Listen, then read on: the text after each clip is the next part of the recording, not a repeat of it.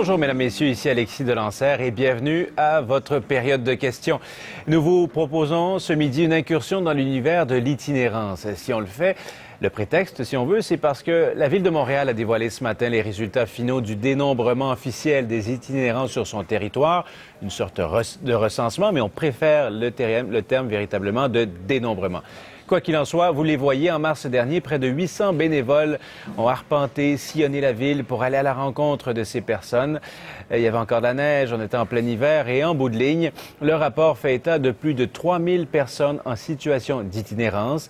La méthodologie de ce dénombrement a été critiquée par certains, de l'aveu même du maire de Nicodère. L'exercice n'est pas parfait, mais il permettra, selon lui et selon plusieurs intervenants, de mieux orienter, si on veut, les actions, les pistes d'action dans un avenir assez rapproché. Une chose est certaine, l'itinérance a plusieurs visages, elle englobe une multitude de réalités bien distinctes et au final, on se sent tous interpellés par ces hommes, ces femmes, ces immigrants, ces autochtones, ces toxicomanes.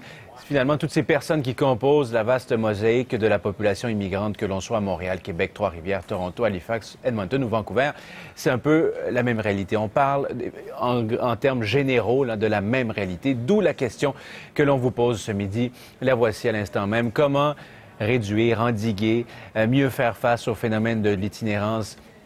On peut aussi élargir ça à notre rapport même à l'itinérance en tant que citoyen. Bref, vous êtes interpellés sur le sujet de l'itinérance, vous l'aurez bien compris.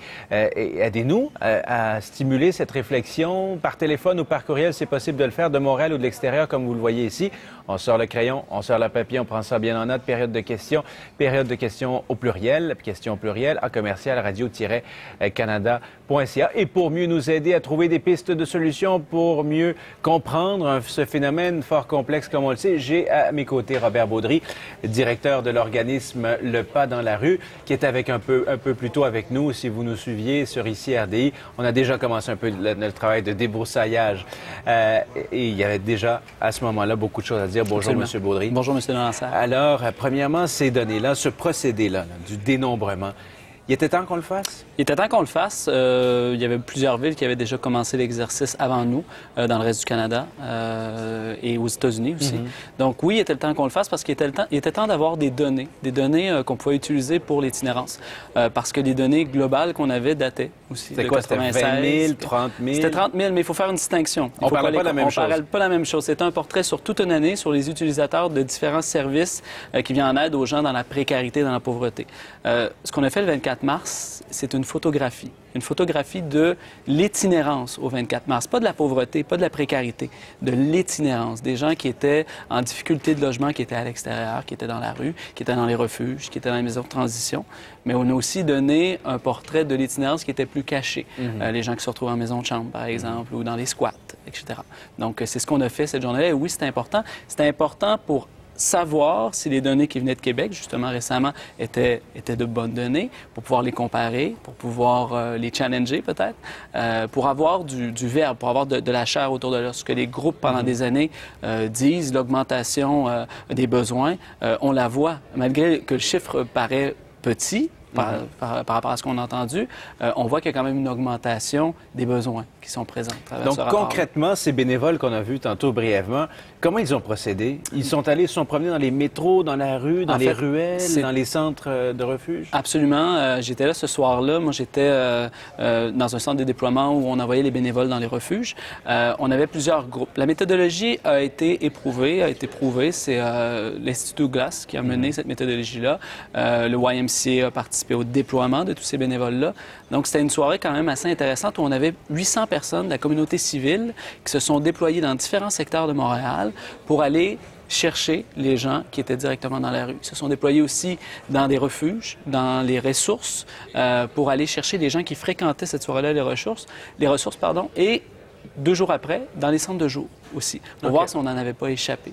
Donc, la méthodologie était intéressante. On avait même des gens qui se faisaient passer pour des itinérants, pour voir s'il y avait des secteurs qu'on n'avait pas comptés, pour trouver une certaine marge d'erreur qui nous permettrait d'affiner certains chiffres. Et quand on les approche, ces gens, qu'est-ce qu'on leur demande? On leur pose la question, on les approche déjà, on regarde si on peut les approcher. On leur pose la question de répondre à un questionnaire, s'ils sont intéressés à répondre à un questionnaire.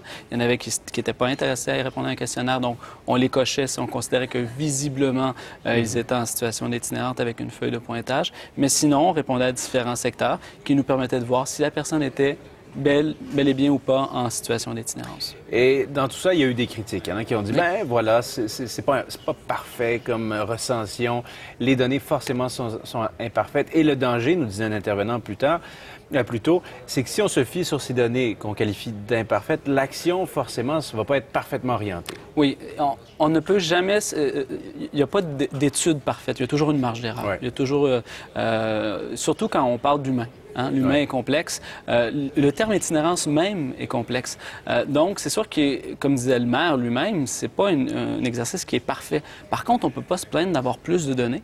C'est sûr qu'il ne faut pas qu'on se base exclusivement sur ce rapport qualitatif, mais dans n'importe quel plan d'action, on a du qualitatif puis on a du quantitatif aussi. Okay. Ça nous donne de la donnée, ça nous donne du matériel pour pouvoir bien agir, pour avoir une réduction, voir si on est capable de faire une réduction. Puis, d'autant plus que l'exercice va être pertinent si on le répète de façon fréquente. Parce qu'en plus de mobiliser plusieurs personnes de la communauté civile autour de la cause de l'itinérance puis d'en parler dans les médias comme on fait aujourd'hui, ça nous permet quoi? Ça nous permet de voir si on a un impact avec une réduction, une augmentation de ce chiffre-là. Très bien. On va en profiter pour aller jeter un coup d'œil à un petit tableau qui, finalement, compare Montréal avec d'autres villes canadiennes. Mais attention, c'est pas toujours les mêmes méthodologies qui sont employées. On voit ici les données de ce matin, toutes fraîches, 3016 sans-abri pour Montréal, Vancouver, un peu moins de 2000, Calgary, un peu plus de 3500, Toronto, à plus de 5000. Mais, comme on le spécifiait plus tôt, c'est pas toujours les mêmes méthodes. Ce ne sont pas toujours les mêmes méthodologies employées. Cette fois-ci, on faisait bien une distinction entre les personnes en situation d'itinérance et les personnes qui dorment à l'extérieur. Je tiens à le souligner pendant qu'on jette un coup d'œil à ce tableau. Et par la suite, on va enchaîner avec un tout premier appel, si je ne m'abuse, de M. Marcel Mathieu de Saint-Hyacinthe. On vous écoute, M. Mathieu. Bonjour. Bonjour, messieurs. Bonjour. Bonjour. Il y a une pauvreté dans la ville de Montréal. Le maire, son addition, il s'est trompé. L'hiver passé, on fournissait pas à donner de la nourriture. Seulement de la nourriture, monsieur. Ça, là, j'ai vu ça en 41. J'étais un petit gars. J'ai vu ça dans la ville de Montréal. OK? Fait qu'une affaire de même ne doit pas exister. Puis en plus, les femmes qui sont mal prises là-dedans, ils se cachent. Vous les verrez pas, ils ont tendance à... Je n'ai vu Anne, elle l'a interpellé pour y parler. Elle dit, oui, puis ils sont malades, il y en a là-dedans. Là. Il y a quelque chose de grave qui se passe, là. Mais personne ne fait rien. On se vante, mais on fait rien. C'est très intéressant comme appel, M. Mathieu, hein, parce que... Oui, on va compléter ça rapidement, on vous écoute. Je vous remercie. Bien, on vous remercie à votre tour. On évoque la situation des femmes. C'est le prétexte idéal, avant de passer à votre réaction, M. Baudry, de vous soumettre un autre tableau. Voilà, on va vous présenter en détail quelques-uns des faits saillants, si on veut, de cette étude. Bon, 3016 itinérants, comme on le dit. 76 on parle ici d'hommes, 10 d'immigrants, 10 d'Autochtones, alors qu'à Montréal, on est à moins d'1 de la population qui est d'origine autochtone. Et les logements de transition à 54 composés de femmes. Alors, vous voyez un peu les déclinaisons, les différentes déclinaisons de cet exercice-là. Mais M. Mathieu, qui vient de nous appeler, nous parlait de ces femmes qui peuvent être, si on veut, réticentes à l'idée de se dévoiler en tant qu'itinérante.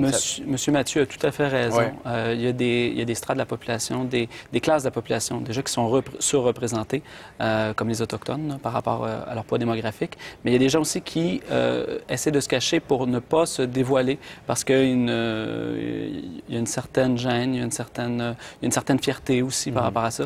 Nous, chez nous, on travaille avec les 55 ans et plus. Des gens qui ont travaillé toute leur vie, qui ont donné pour la plupart d'entre eux et qui se retrouvent par un accident de vie en situation d'itinérance. C'est sûr que ces gens-là essaient de passer sous le radar parce qu'il peut y avoir une certaine honte. Ils sont fiers d'eux, mais ils ont honte de cette pauvreté-là dans laquelle on les a mis, dans laquelle la société les a mis. Donc, c'est sûr que ces populations-là sont très difficiles à les rejoindre dans un dénombrement comme celui-là. Par contre, elles sont là. On les voit. Les groupes en parlent depuis des années. Chez nous, on travaille avec les 55 ans et plus. Le portrait de Québec qu'ils ont fait sur Montréal est intéressant. Il disait qu'une personne sur 4 à 55 ans et plus va utiliser les services de refuge. On voit dans le dénombrement ici, on est plutôt à une personne sur 2 de 50 ans et plus qui va utiliser les refuges d'urgence. C'est catastrophique. Et M. Mathieu en parlait, c'est de pire en pire en termes de besoins. Les gens sont hypothéqués physiquement, mentalement, problématiques de consommation. Il n'y a pas un chemin unique qui nous mène à la rue, c'est plusieurs chemins. Et comme dit le maire, il n'y a pas one size fits all pour les approches. Chaque approche quand on parle des Inuits, c'est pas la même chose. Frontière de la langue, certains parlent anglais.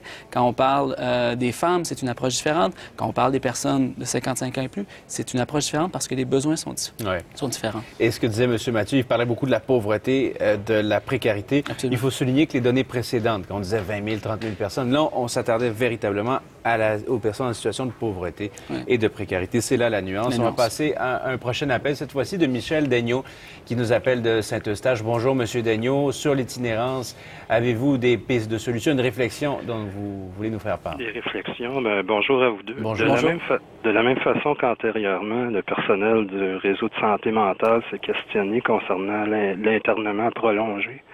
On devrait se poser la question sur l'itinérance à long terme.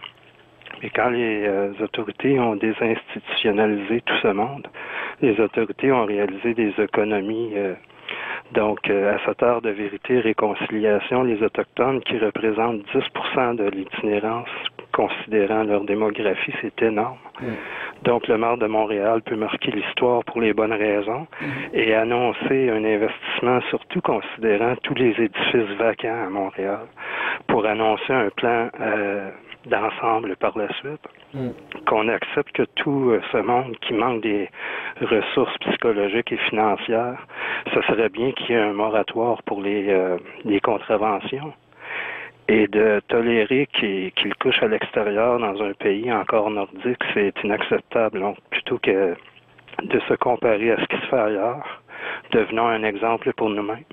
Très bien, merci beaucoup, M. Daigneault, pour cet appel, parce qu'il y a deux choses importantes et intéressantes que relève M. Daigneault et qui ont été relevées en conférence de presse avec le maire Coderre.